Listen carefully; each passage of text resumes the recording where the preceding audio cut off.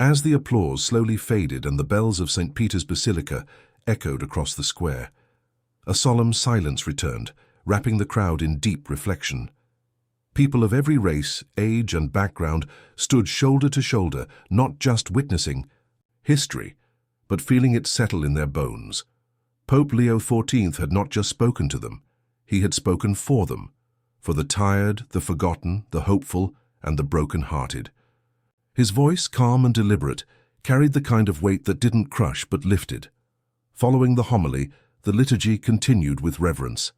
As the Pope presided over the Eucharist, there was a sense that something old and sacred was being made new again. The rituals were familiar, yet in this moment, with the first Asian Pope standing at the altar, they felt refreshed with purpose. His presence symbolized not only the universality of the Catholic Church, but also its deepening embrace of global diversity.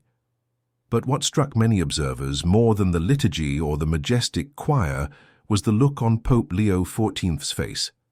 As he held the consecrated host before thousands, his expression bore the intensity of a shepherd aware of the wolves, of a man who knew both the beauty and the burden of the task ahead.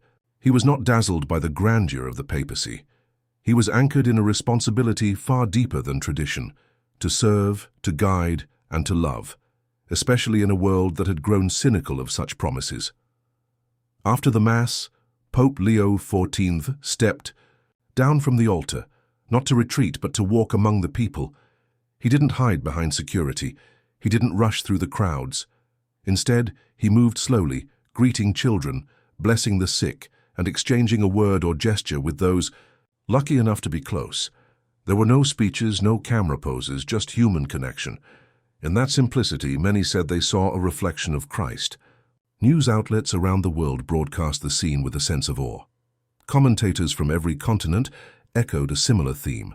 Something had shifted. This wasn't just another pope. This was a leader who brought the mystery of holiness closer to the ordinary. His first homily wasn't wrapped in politics or platitudes. It was a call to all of humanity to love more deeply, to serve more honestly, and to hope more fiercely.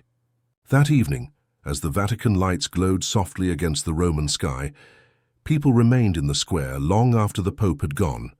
Some prayed, some cried, others simply stood in silence. It was as if they didn't want to leave, fearing that the sacred moment might dissolve with the night. Inside the Apostolic Palace, Pope Leo XIV removed his papal vestments and stood by a window overlooking the square. Alone now, he whispered a prayer, not for power, not for legacy, but for courage. He knew the path ahead would not be easy. He knew that reform, reconciliation, and truth would demand sacrifice. But he also knew that he had been called not to rule, but to shepherd.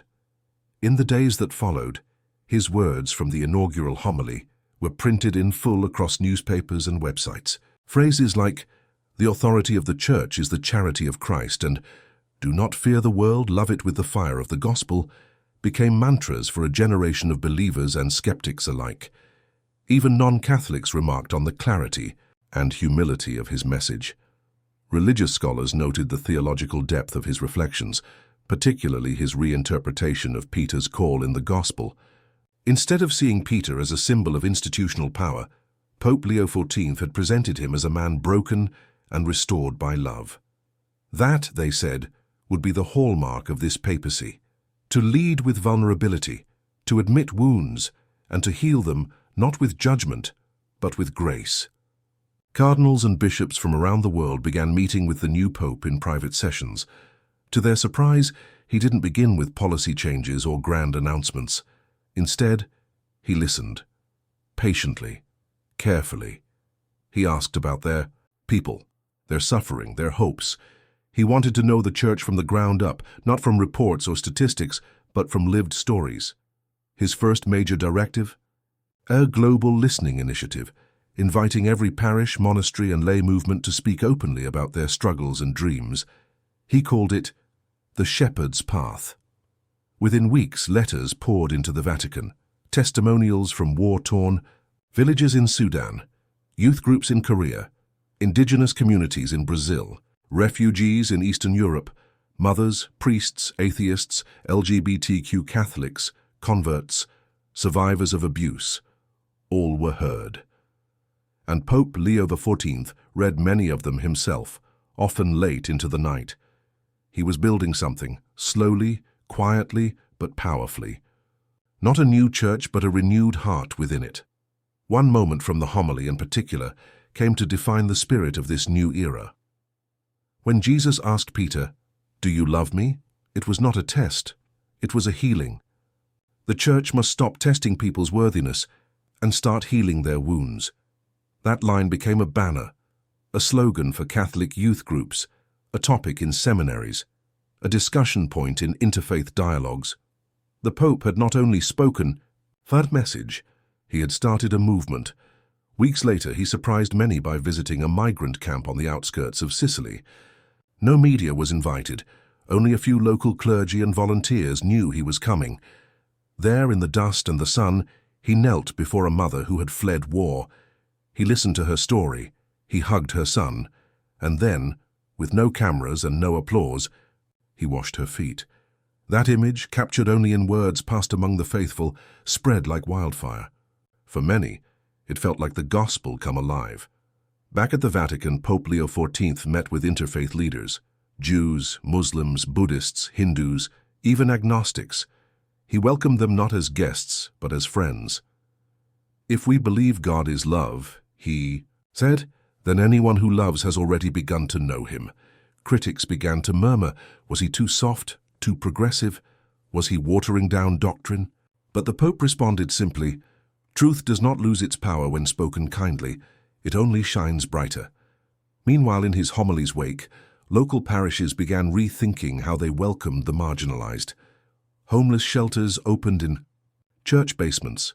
Confessionals were filled again, not out of fear, but because people felt, maybe for the first time, they would be met with mercy.